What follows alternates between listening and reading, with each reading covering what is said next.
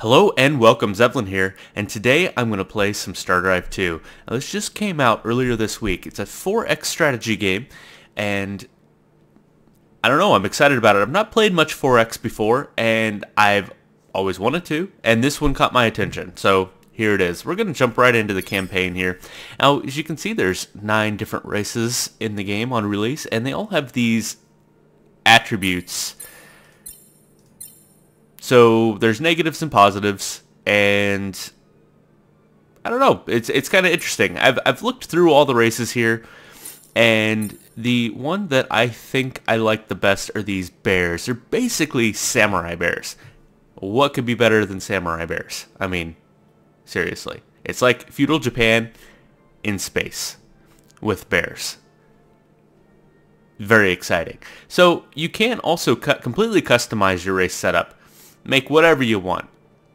It's pretty cool. I'm not going to be doing that. I'm just going to play with the standard old bears. They have a high G homeworld, which basically gives plus 10 to ground combat hit points, which is pretty cool.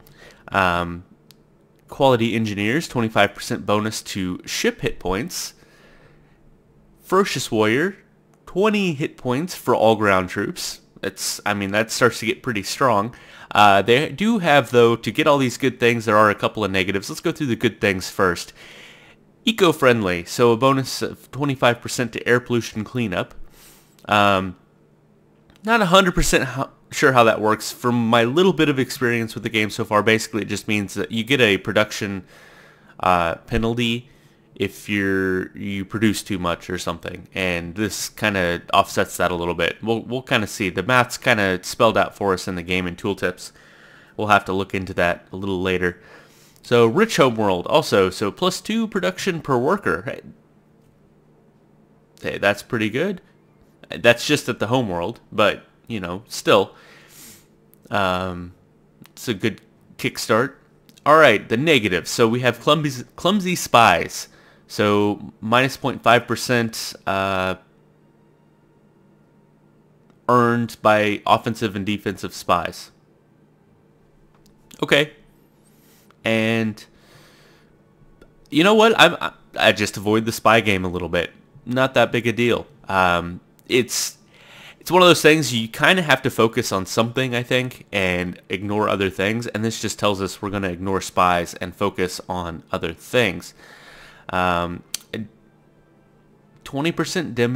damage penalty to ship weapon damage. Now that's a little unfortunate, but basically all that means is we have to use all these good things to offset that. So my fleets are going to have to be basically, I mean, from what I can tell, probably like 20% bigger fleets on average to make up for that, or I have to pick up those bonuses elsewhere. Not sure yet how that's all going to work. Let's look at these other options. I mean, this game is just full of options. You can set up games however you want. So all this looks good. I can rename things, change the difficulty level. I'm going to leave it on normal, I suppose. Being new to 4X, I should probably start on easy, but hey, what's the worst that can happen? I die and have to start over, I suppose. But never going to learn anything if you don't fail. I'm not sure that's how that works, but anyway, so you could make the system count all the way from 20 to 100. 70. Sure, why not? So there's 5 opponents, so there's 6 of us, and there's 70 total systems, so there's going to be slightly more than 10 per. So if we get more than 10, we know we're stronger than somebody, sort of. I'm just kind of rationalizing. Now we could split up how these planets are aligned. Now I think I'm going to go with spiral. It seems more natural to me. There's random, which basically evenly distributes. Clusters, which puts little groups of stars together, which makes it harder to get from one cluster to the next. So it's basically handing you your star systems, and nobody else is really going to be able to reach them. It's kind of like an islands game in, I don't know, the Civilization series, I suppose. And then there's Spiral, which is more what a lot of galaxies look like. Is kind of a hub and spokes sort of thing with the spokes kind of twisted. Fertility, galactic richness, hostile threats. Hostile threats are like space pirates and stuff. People non-affiliated with your opponents. Now, you can set your opponents. I'm pretty happy with them being random, though. You can randomize personalities. I kind of want to know what I'm going up against. So I know a little bit about each race, not much. And I can enable tutorials. Let's just jump right in here. So basically, this is your story. I'm not going to read this whole thing. But the idea, I think, is that all these races get basically handed star drives. And it's like a big game on an intergalactic scale to see who wins the galaxy. The races aren't really privy to that information. They just think that star drives were invented. And this gives a little bit of the background flavor of the bears, saying that, you know, basically they have been given the star drives by their god and whatnot. And let's jump in here and see what happens. So we're gonna go out here and seek wisdom and knowledge. So we can zoom in pretty far here to our home planet. It is a turn-based game where all the turns run simultaneously. Alright, so we can zoom all the way in. We can zoom pretty far out. Now this is our galaxy. This is what we're playing in. As you can see, everything has a bit of a spiral feel to it. Not much. It's interesting. Like, there's a big gap here that's kind of interesting. We're very near the middle. I'm not 100% sure I like that. It might be strong. It might not. So we're going to have to figure out which way the other people are, or maybe just cluster up the middle here. That's kind of scary. What's this big blue thing? An ionic storm, huh? Huh, what's that? I'm not sure. A nebula? Serpentine nebula? Interesting. So I'm wondering if maybe we can't fly through those things.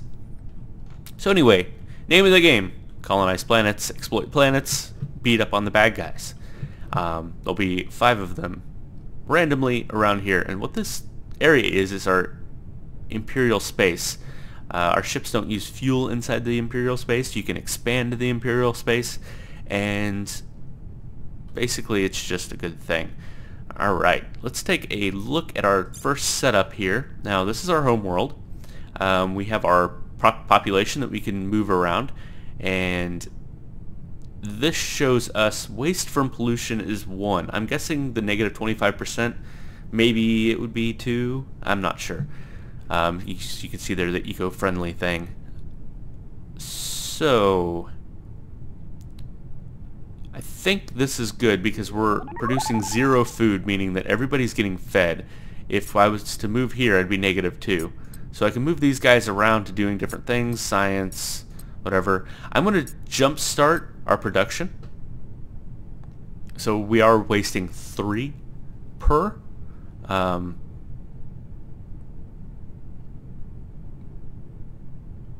So this next one only really gave me, well, let's take a look. We're getting 9, we're getting 12. So, you know, worthwhile. Not as much, so each additional worker I put here is a little bit less effective than the next. That's all well and good. Alright, so let's go to our production queue up here. This is our world, basically everything we have built. So this is where we could, like, destroy buildings if necessary. I'm not sure how necessary that is. It's a pretty big planet, lots of places to build things. And really the only thing we can build right off the bat is a level 1, or a fleet academy, which adds an extra level to our offensive ships. I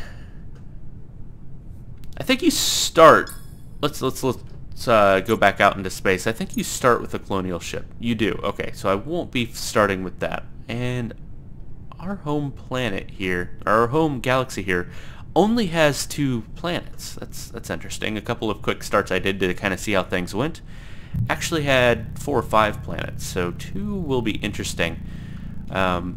Mostly because the way, it doesn't really matter where your planets are, except for you can assign leaders to a star system, and I would think that bigger star systems and having leaders, because you're paying your leaders, having more planets in that star system would make a lot of sense. Alright, let's take a look at Kulrathi 2. Kulrathi is our star, is our solar system.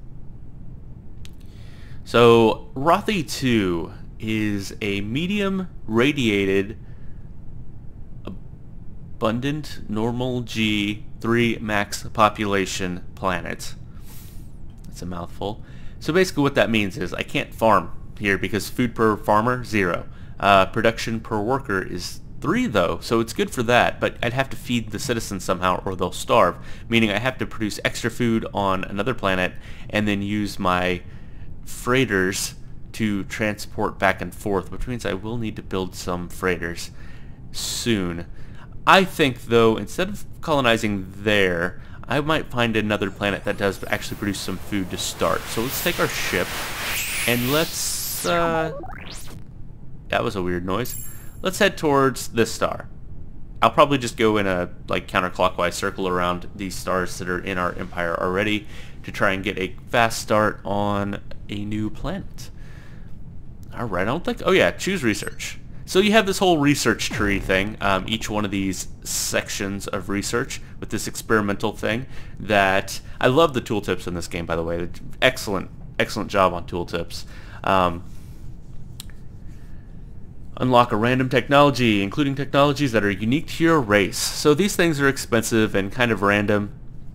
They might be worthwhile at some point if you're ahead of technology or something. I'm not sure when you want to squeeze them in.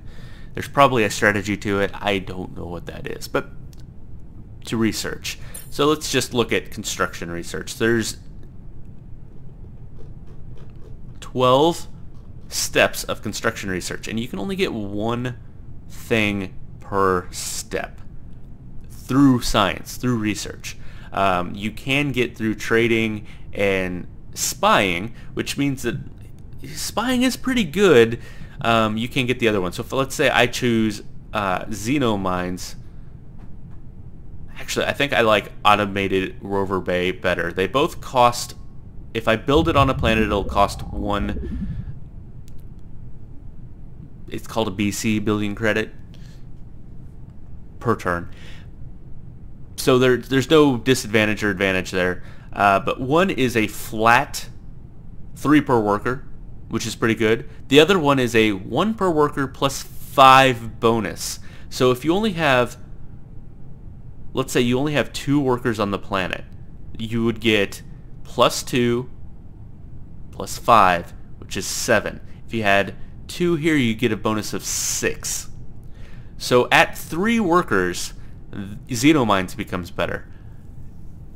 To be honest, looking at a lot of the planets that you have to colonize, the populations are around 3. So there's very little chance that you're gonna hit this 3 worker cap very often. And you know what? I may end up getting it through trade. And now I'm starting to talk myself into it. I want both, but I think I want xenomines. Okay, so here's my reasoning. Planet like this, what else am I gonna do? I mean, it can have 3 people on it, and I keep wanting to mouse over to the tooltip. That's not how tooltips work. You get 2 research per scientist, so I could throw scientists on there. But at 3 production per worker, I think I'd rather just have 3 workers on it and call it good. So 3 workers would be better. That being said, though, you go to a food-rich place, and I don't know. See, that's the thing. There's lots of choices. So there's the same sort of thing over here for farms, but there is this one costs 2 billion credits per turn, and this one is free. Now, 3 food per turn will basically pay for one of these planets that I was just talking about, that I could just put 3 food, 3 workers, call it good, never have to worry about, but it does cost money. So I think I'm going to go with the soil enrichment, and we're actually going to start with that because I'm going to need to produce extra food on my home planet to be able to colonize some of these, it looks like. Alright, so let's get going here. So you push the space bar to go through turns. My ship moved that far. Let's just keep on cruising here. I don't think I actually set up... Nope, I didn't. I didn't set up what I wanted to build here. I'm going to start with an early freighter fleet so that I can basically what those are used for is actually all sorts of things. They move stuff around for you, kind of automated. They're pretty cool. Alright, so I'm in this system. I have Toronto here. It is a small tundra, abundant, normal G planet with a max of 2 population, so it's pretty small. Production per worker is 3, but it can produce some food if necessary, so I could plunk a person down there to get it kick-started with 1 food until I can produce some extra food on tour. But I think I'm going to hold out. I'm not going to settle that. It's not very good, and there's no extra planets. So let's head to the next place.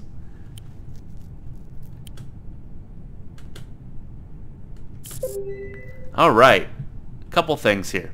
So, we have ourselves a huge gas giant, and these are pretty sparse little planets here. I don't know about this start. So we have gas giant. I mean, I'm not even sure I can colonize one yet. I remember trying to colonize one and not working out so well. Anyway, I'm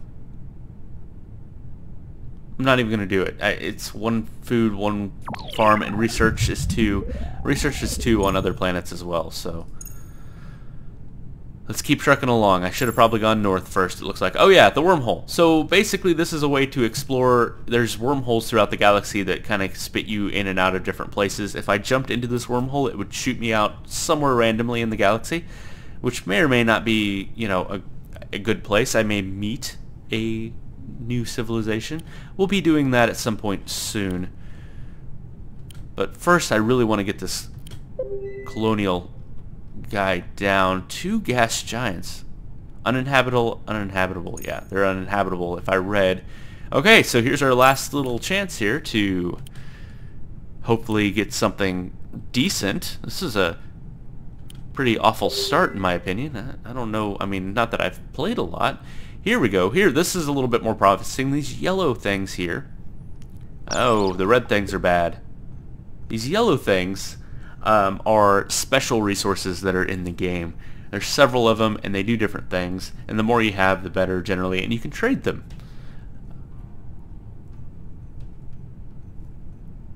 So -5 pollution throughout your empire. So I already get -25. What's an extra 5? I don't know.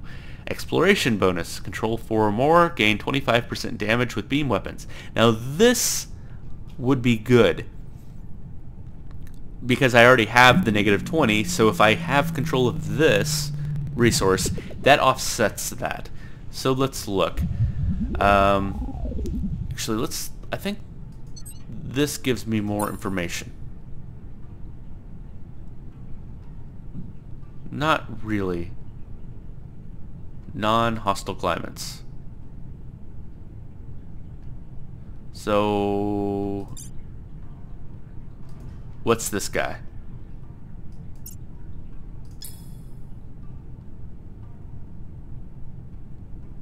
Yeah, I like this planet. I think this is going to be my first place that I settle. So we fly over here, and I'm not sure what an EM field does. Let's just go ahead and confirm this. See if we can mouse over. There we go. The EM field on this planet is incredibly strong and interferes with most electronics. Minus 50% production and 50% science until we can figure out how to clear this up. Gain a special project to remedy the situation. Okay, well, interesting. We will have to do that. But for now, I'm going to leave dude here. Well, let's see. He still produces 2. That's not awful. And I haven't built any bonus buildings. We're going to go ahead and hook him up as a farmer, though, until we can get food here or more population here in some way. So let's go ahead and queue up. Even though it won't get built, let's go ahead and queue up some production here. Actually, you know what? I'm not going to queue up production here. There's no... I forgot. I haven't researched anything that I want to actually produce here. Alright, so now my scout ship is kind of lonely, but as you can see, that expanded. So it was kind of a good thing. I guess I could have explored some of the outer planets and maybe expanded in a better direction. I'm not sure. So what's this question mark here? I don't know. Let's go see. Oh, a mysterious asteroid. Floating alone in deep space, this mysterious asteroid appears quite clearly to have been artificially created. By whom and for what purpose remains a total mystery. We could study it if we wanted to dedicate some resources to the task. Okay, so we could either leave the asteroid alone for now, which, you know, is the basic response if you're not prepared for something, which I feel like most question marks I'm not going to show up prepared for, because some of them require troops, some of them require ships, some of them require different things, and I'm not just going to load a bunch of troops on a ship and go towards a question mark when I don't know what it is. Anyway, so I have a couple options here I can't do, because I don't have 5 freighters yet, so I can't do this one. I may opt for this one because I will probably have 5 freighters at some point, or I can just spend 100 billion credits to study it. So freighters or credits. Or we don't have time for mysteries and we can't afford to let our enemies unlock whatever secrets are here. Plant explosives and destroy the asteroid. Very sort of Russian burn the earth sort of mentality there. I don't think that's going to be me. So we're going to leave it alone for now. Now we'll remember it's there. I'm going to either build towards 5 freighters, which I actually have 2 now, so I might just build some more freighters. Or maybe when I have the 100 credits, I may do that. But credits are useful for other things as well, so we may not. Let's go explore over here. Alright, so a couple more planets here. A medium swamp. So 2 food, 3 production, or 2 science. Alright, nothing, no penalties. 2, 2, and 2. Interesting. Alright. Onward. I'm just going to do this outer loop. I'm going to go back to the wormhole as soon as I get through these planets. Alright, let's check out our production over here, though. I'm kind of curious how this is all going. Alright, what do we got? Oh, they are not constructing anything. I wish there was a little bit more information about that. I'm not sure if it's wasted or what happened, so I probably ought to queue up several things here. Should I rush another colony ship? Maybe a couple more freighters. Let's go ahead and do a freighter fleet. Let's do a colony ship, and then I'll queue up a fleet academy. Now, we can easily rearrange how this goes. Actually, I probably need... My only ship right now is a scout. It has no offensive capability whatsoever. So actually, let's rush out the fleet academy, followed by...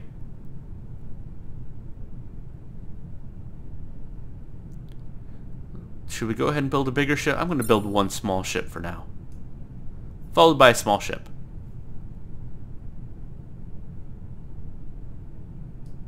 And we'll do colony ship instead of a fleet. I'd really like to get started on that science thing, but this is how that works. What we'll end up with is a special project.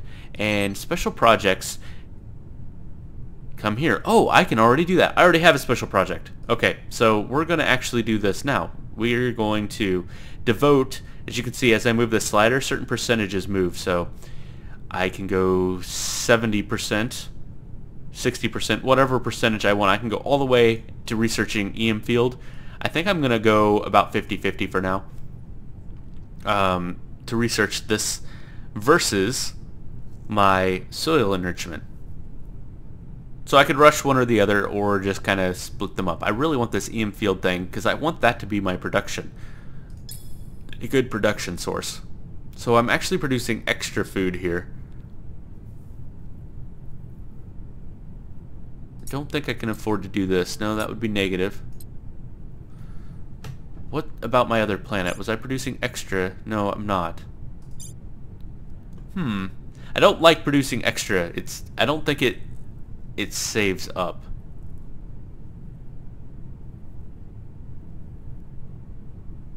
You just need to basically have a 0 here, or it's no good, or you need to be trading it away. I don't want to lose population. That would suck.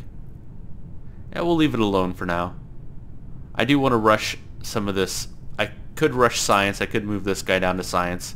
I'm going to leave it alone. Though I do have the +1 here, and I do have freighters, so what that tells me I should do... fact, I don't even remember where I settled. So... what I'm going to do is take this dude and move him to production. As you can see now, this goes 0, 0 instead of 0 and 1. So what it's going to do is it's going to use one of my freighters here. I'm using 1 of 2, as you can see. If I move him back, I'm using 0 of 2. It'll use one of my freighters for missions to move food from this planet to this planet. Now I can also move citizens from one to the other, but I don't really see a point in doing that just yet. They're unhappy, so I get -1 output. Really? Each one would produce 2. If I moved... I can't just... what if... okay, let's just do this for a second. EM field, so it would be 1 no matter what, so... okay, move him to production, which means I need to also build something here. I am going to start with a fleet academy. No, we're going to build the freighter fleet here. Let's build the freighter fleet there. Let's go to the production queue here. And let's just remove that freighter fleet so it doesn't accidentally get built. I'll go ahead and queue up another... let's go ahead and queue up one of these big ships. Wait, I already have one. Let's queue up a small ship over here, just in case I forget. I want to have several things queued. Anyway, with that, I'm going to go ahead and take a break. Thank you so much for joining me. I'll see you next time.